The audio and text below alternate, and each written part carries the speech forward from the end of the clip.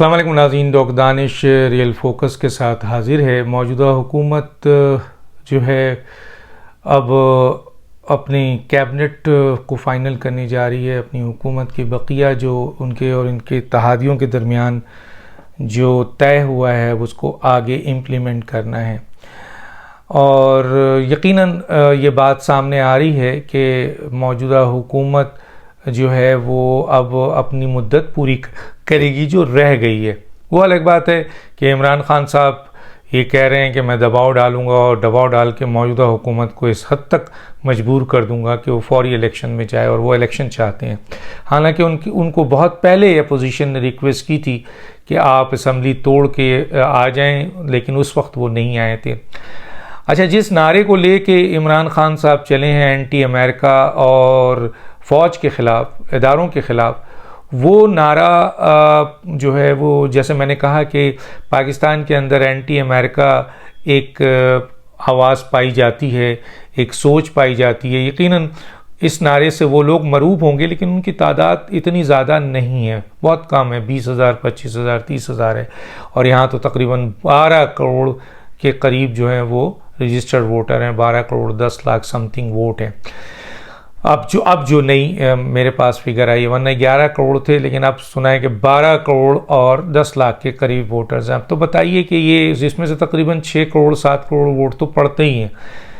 लेकिन बहरहाल इमरान खान के पास क्योंकि कोई सिलसिला नहीं है, कोई कारकर्दगी नहीं है 4 साल की कि वो आवाम में ले आके इलेक्शंस के लिए आवाम से अपनी कारकर्दगी पे वोट मांगे, चुनांचे वो इसी नारे को आगे बढ़ाएंगे और आगे भी इसी नारे को। हालांकि कल DGISPR की प्रेस कॉन्फ्रेंस ने इमरान खान के कई इल्ज़ामात को रद्द कर दिया, और उनका वो जो नारा था ख़त का, बैनुल-अक़वामी साजिश का, अपोजिशन का बैनुल-अक़वामी साजिश के साथ अदम एतमाद का, अड्डे देने का, वो सारी के सारे जो है वो धड़ाम से गिर गए। लेकिन क्या इमरान खान ये सारी बातें अब छोड़ देंगे? नहीं, इमरान खान वो तमाम बातें लेके चलेंगे क्योंकि उनके पास सब कुछ नहीं है।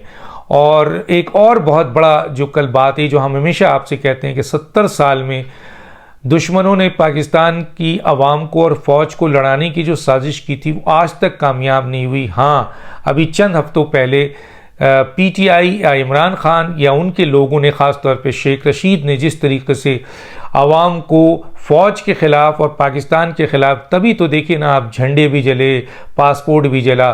तो कल DGISPR को ये कहना पड़ा कि पाकिस्तान के दुश्मनों का जो 70 साल में नहीं कर सके वो आज आवाम को अपने इदारों के सामने ला के खड़ा करने की कोशिश की जा रही है। इसमें कोई शक नहीं है कि 22 करोड़ आवाम में से बहुत ज़्यादा अक्सरियत आज भी फ़ौज के पुश्त पे खड़ी है और अपनी अफवाज पाकिस्तान के साथ है। लेकिन चंद लोगों को गुमराह करने में मौजूदा हुकूमत ने बड़ा काम किया, और इसकी वजह से आप देख सकते हैं कि जी फ़ौज के ख़िलाफ़ नारे भी हैं, फ़ौज के ख़िलाफ़ गंदी ज़बान भी है और मुग़लज़ात भी है, और अदलिया के ख़िलाफ़ गंदी गालियाँ हैं, मुग़लज़ात है, और उन लोगों को पाकिस्तान के अहम तरीन इदारों के सामने लाकर खड़ा कर दिया गया। और यहाँ तक कि इतनी नफ़रत डाल दी गई कि पाकिस्तान के परचम को जलाने से वो आवाज़ नहीं आए, और एक शख्स के लिए वो पासपोर्ट जला रहे हैं, परचम जला रहे हैं। तो ये वो काम था जो दुश्मन 70 साल से करना चाह रहा था लेकिन नहीं कर सका। मौजूदा हुकूमत यानी मौजूदा इमरान खान साहब ने और उनके चंद रफ़िक़ा ने, जिनमें ये लोग भी शामिल होते हैं, सबसे ज़्यादा शेख रशीद, फवाद चौधरी और जो चंद लोग हैं जिन्होंने इस आग को लगाने में अहम किरदार दिया, और इमरान खान उसमें सरे फहरिस्त हैं। अब सवाल ये पैदा होता है कि DGISPR के कल के प्रेस कॉन्फ्रेंस के बाद बहुत सारे ऐसे लोग जो मुहिम वतन पाकिस्तानी हैं, जो फ़ौज से मोहब्बत करते हैं, वो इमरान की पार्टी के क्यों ना हो, लेकिन उनमें सर्दमोरी आई है और उन्होंने इस बात का इकरार किया है कि हमसे झूठ बोला जा रहा था, इमरान खान साहब ने हमसे झूठ बोला, और कल DGISPR ने उसकी वजाहत देकर हमारे दिमाग को खोल दिया।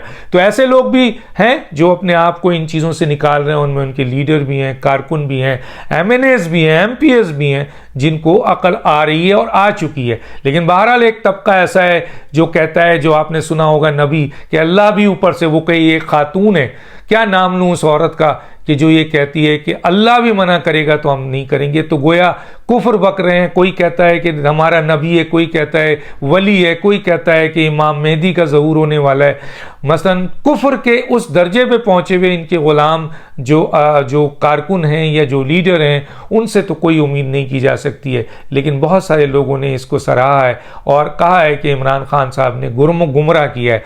देखिए, मैं आज एक बात बता दूं, शेख रशीद साहब आग लगाना चाह रहे हैं। वो सिर्फ इख्तदार के लिए इमरान खान और शेख रशीद और फवाद चौधरी, ये 3 नाम ऐसे हैं जो इस वक्त मुल्क में आग लगाना चाह रहे हैं। वो इसका फ़ायदा उठाना चाह रहे हैं जो इस वक्त एंटी अमेरिका का स्लोगन लिया है और फ़ौज के ख़िलाफ़ स्लोगन लेके अवाम में ये आग लगाना चाह रहे हैं, खाना जंगी करना चाह रहे हैं। आप देख लीजिए कि झंडे जलाए जा रहे हैं। इस तरीके से रिएक्शन दूसरी सियासी जमातों के कारकुन ने भी शुरू कर दिया है। कराची में बहुत सारे झंडे और दफातर पीटीआई के भी जलाए गए। जब आप ये स्टेप करेंगे तो दूसरी पार्टी और दूसरे कारकुन कब तक चुप रहेंगे? चुनाने ये सब खाना जंगी पैदा करने के लिए 3 आदमी सर फहरिस्त हैं। मैं आज आपको एक बात बता दूं कि इस आदमी की जो शेख रशीद है, इसकी नौकरी मुलाजमत ख़त्म हो चुकी है गेट नंबर 4 से। मैं वाज़ेह तौर पे आपको बता रहा हूँ, ठुड्डे मार के इन्हें निकाल दिया गया है। तभी इस आदमी ने कल ये बयान दिया कि फ़ौज को प्रेस कॉन्फ्रेंस की क्या ज़रूरत थी, क्योंकि इसका अब दाना पानी इमरान के साथ है। इमरान अगर आगे आएगा, कल दोबारा आता है, तो ये समझते हैं इनकी सियासत है, वरना इस आदमी की सियासत भी ख़त्म हो चुकी है।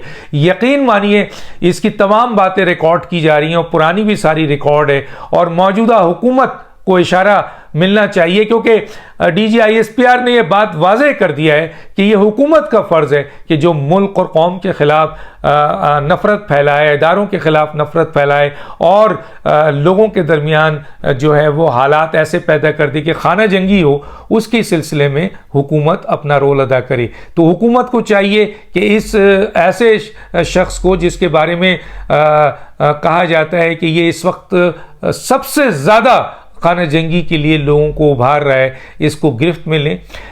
गेट नंबर 4 इस सिलसिले में कोई इसकी हिमायत नहीं करेगा और इसको भी पता चल गया है। चुनांचे आप देख रहे होंगे कि ये प्रेस कॉन्फ्रेंस करके या टीवी पे आप ये कहता है कि जनाब DGISPR को ये डायरेक्शन दे रहे हैं। कल तक ये स्पोक्स पर्सन बने हुए थे, आज ये कह रहे हैं कि DGISPR टीवी पे आके जो है वो क्यों उसने ये प्रेस कॉन्फ्रेंस की। गोया वो अपनी दुख और तकलीफ का इजहार कर रहे हैं जिस पे DGISPR ने इनके तमाम उम्मीदों पे जो खाना जंगी करा रहे थे, जो ये आपके अवाम और इदारों के दरमियान नफरत पैदा कर रहे थे, पाकिस्तान की झंडे जला रहे थे, पाकिस्तान की परचम जला रहे थे, पाकिस्तान की पासपोर्ट जला रहे थे, वो रुक गया तो इनको बड़ी तकलीफ हुई है। तो अब ये शख्स खुद गद्दारी के मुर्तकिब हो रहे हैं। इमरान खान आइन शिकन के मुर्तकिब हो चुके हैं और दूसरी बात यह है कि उनके साथी और आइन शिकन मुर्तकिब हो चुके हैं। केस अब जो है वो उनके पास है, रियासत के पास है, हुकूमत के पास है। यकीनन फेडरल गवर्नमेंट इसको कभी भी अलग नहीं करेगी, इसका हिसाब ज़रूर लेगी। दूसरी तरफ फॉरेन फंडिंग का केस कहा गया है, इसके ऊपर मैं डिटेल में बात करूंगा, लेकिन इस्लामाबाद हाई कोर्ट ने उस पिटीशन के ऊपर जो PTI की पिटीशन थी, अकबर एस बाबर को डॉक्यूमेंट्स ना दिया जाए, इसके ऊपर यह भी मुस्तरद किया और कहा कि इसका फैसला तो हो जाना चाहिए, अब 1 महीने में करें, क्यों डिले कर रहे हैं।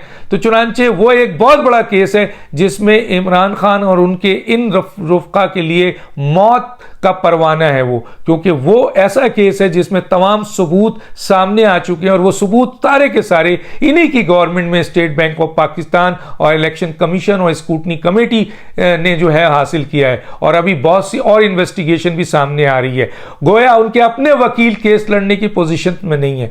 तो इस सूरत हाल में ये बगावत का जो मुकदमा है, ये मेरा ख्याल है शेख रशीद के ऊपर किसी भी वक्त बनेगा। जो जिस तरह के हालात हैं, शेख रशीद साहब इस वक्त बगावत फैला रहे हैं, बागी बना रहे हैं, लोगों को खाना जंगी करवा रहे हैं और ये शख्स जो है इसलिए सिर्फ कर रहा है कि इस पे ये दबाव डाले कि मुझे दोबारा गेट नंबर 4 की मुलाजमत मिले। लेकिन अब मैं बता दूं कि अब वो फौज नहीं है, ना वो अहदेदार हैं जो इसको गेट नंबर 4 की मुलाजमत देंगे।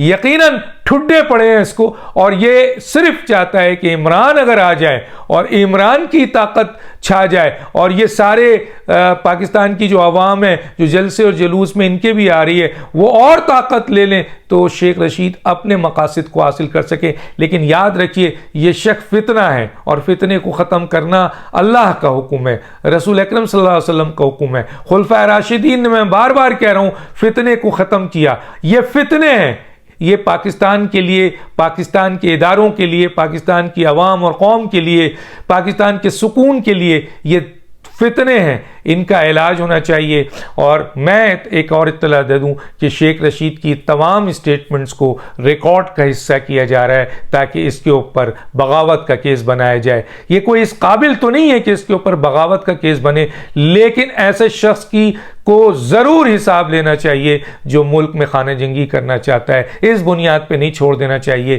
कि ये बकवास कर रहा है और ये छोटा आदमी है, ये गिरा हुआ आदमी है, तो इसको अगर हमने पकड़ा तो ये अब लीडर बन जाएगा। नहीं नहीं नहीं, अब वो वक्त नहीं है। अब ये सोचना नहीं है, जो बगावत कर रहा है, जो आइन शिकन कर रहा है, जो इस तरह के मुग़लज़ात बक रहा है और लोगों के दरमियान नफरत पैदा कर रहा है, खाना जंगी पैदा कर रहा है, छोटा और बड़ा देखे बगैर उसको कानून की गिरफ्त में लाइए और मेरिट पे उसका हिसाब कीजिए। और ये सब चीज़ें जो मैंने सुना है कि इसके ऊपर काम हो रहा है, बहुत जल्दी ये आदमी गिरफ्त में आएगा और देखिएगा, और कि ये जेल की चक्कियां पीस रहा होगा और इसके ऊपर जो मुकदमात बनेंगे वो पूरी दुनिया सुन रही है, इस्टेब्लिश है। इसलिए इस शख्स के साथ फिर कोई खड़ा नहीं होगा, इवन इमरान भी नहीं होगा। जब उसे ये पता चलेगा कि ये कुएं में गिर रहा है तो इमरान खान ने इसे और कुएं में डाल देना है। एक बात जो मैंने बताई, और इसके साथ साथ जो फवाद चौधरी और ख़ुद इमरान खान है, उनके खिलाफ